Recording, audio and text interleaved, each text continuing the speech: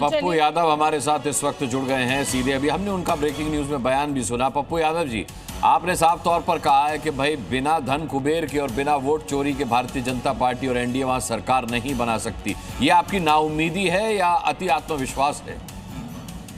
देखिए, एक बात समझिए, पप्पू यादव के डिक्शनरी में नाउम्मीद नहीं होता है और नेवर गिव अप। मैं नेपोलियन के तरह हमेशा जीता हूं। मैं तो एक वर्कर हूं और मैं बिहार को जानता हूं। मैं इतना आपसे कह सकता हूं, लोगों में ये 20 साल पुरानी राग और 20 साल के बाद फिर अपनी बात नहीं करना और परिवार में यदि इस तरह की बात ये करते हैं तो इनको जदरप्पा से लेकर के पूरे ठाकरे या मुंडे परिवार या महाजन परिवार या ज्योतिन्द्र सिंधिया परिवार या जितना परिवार है, ये परिवार की गिनती यदि मैं बिहार में ही करने लगूं, ये सारे बेटा बेटी नाती नतनी समधिन को टिकट दिए। एक तो ये बिल्कुल फालतू बकवास करते हैं। पप्पू यादव जी, चलिए परिवारवाद का आरोप भी लगेगा, जंगल राज का भी आरोप लगेगा, लेकिन ये जो एक नैरेटिव खड़ा करने की कोशिश की जा रही है कि साहब अगर हम बिहार चुनाव हारते हैं तो फिर ये बेईमानी से जीतेंगे, इसको आपको नहीं लगता है कि जनता के साथ नाइंसाफी है, जनता के फैसले के साथ नाइंसाफी है? देखिए ना, आप हमको एक बात बताइए, कब ये जीता है? अगले बार 15 की आप स्थिति देखिए और 20 की स्थिति देखिए, कब ये चुनाव जीते हैं। 20 में 9 सीट रात के 1:30 बजे तक इन्होंने गलत तरीके से इन्होंने जीता, तीन वोट से और 33 वोट से और 100-150 वोट से। तो किस तरीके से ये चुनाव ये जीते हैं? लोकसभा चुनाव। पप्पू यादव, चलिए ठीक है, मैं आऊंगी आपके पास, आप मेरे साथ बने रहिए। और इस समय की बड़ी खबर जल्दी से अपने दर्शकों को बता दें, सिर्फ 10 मिनट का समय बचा हुआ है, बिहार की मतगणना शुरू होने वाली है। जो किस्मत ईवीएम में उम्मीदवारों की कैद हुई थी, अब उस किस्मत के खुलने का और डूबने का समय आ रहा है। हालांकि देखिए, नतीजों से किसी की किस्मत नहीं डूबती है और किसी की नहीं खुलती है, लेकिन जनता के फैसले का दिन है। पप्पू यादव जी, आपका बहुत बहुत धन्यवाद। लेकिन एक सवाल मैं जरूर पूछना चाहूंगा पप्पू यादव जी, आप परिवारवाद का आरोप लगा रहे हैं, लेकिन आप भी उन्हीं पार्टियों का सहयोग कर रहे हैं जिन्होंने पार्टी को कभी अपने घर से बाहर निकलने नहीं दिया। सवाल यह है कि मैं फिर आपकी दुखती रग पर हाथ रखता हूं कि आपको राहुल गांधी ने 2 बार अपने मंच पर नहीं चढ़ने दिया, असदुद्दीन ओवैसी कहकर चले गए कि नमाज आपसे ज्यादा इंपॉर्टेंट है। पप्पू यादव, क्या आप रेलेवेंट नहीं रहे? पप्पू यादव, क्या आप इंपॉर्टेंट नहीं रहे बिहार की पॉलिटिक्स में? देखिए, एक बात मैं बता दूं कि जिनकी बात करते हैं ना 10,000 किलोमीटर, वही चले। शहादत उन्होंने देश के लिए वही दी। इस देश के निर्माण में उन्हीं की भूमिका है और लगातार वो ये जो पद है, प्राइम मिनिस्टर का जो पद है, ये उन्होंने तिलांजलि दी। अब जहां तक रिलीवेंट का सवाल है, मैं ही रिलीवेंट हूं, मैं ही एक सेवक हूं और बेटा हूं जो बिहार के 6.5 करोड़, लगभग 12 करोड़, 12.5 करोड़ जनता के हर घर पर जाके उसकी मदद करता हूं और सेवा करता हूं।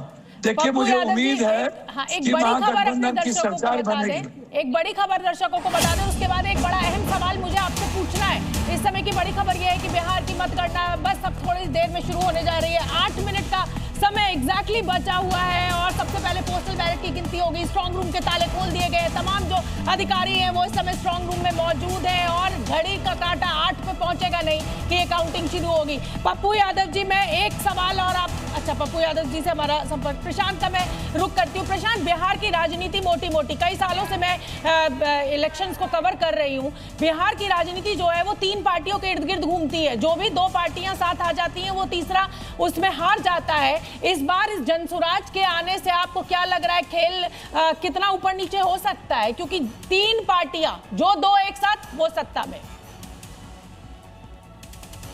देखिए, शोभना ने बिल्कुल सही कहा कि जब भी नीतीश कुमार जिसके साथ भी जाते हैं सरकार उसकी बनती है। लेकिन सबसे बड़ी बात है कि इस बार जब जनसुराज ने, प्रशांत किशोर ने बिहार में अपना पूरा यहाँ पर एक बड़ा अभियान शुरू किया और गांधी के चंपारण की धरती से उन्होंने अभियान शुरू किया, तो यूथ का एक बड़ा तबका प्रशांत किशोर के साथ किया। लेकिन एक बात शोभना आपको समझना होगा कि बिहार में जो पॉलिटिक्स है या तो लालू के इर्द गिर्द घूमती है या फिर नीतीश और बीजेपी के इर्द गिर्द घूमती है। इस बार भी यही हुआ कि जनसुराज जिसने लालू और नीतीश को एक किया था 2015 में, वो प्रशांत किशोर इस बार अलग थलग पर गए, वो किसी भी गठबंधन में नहीं जा सके।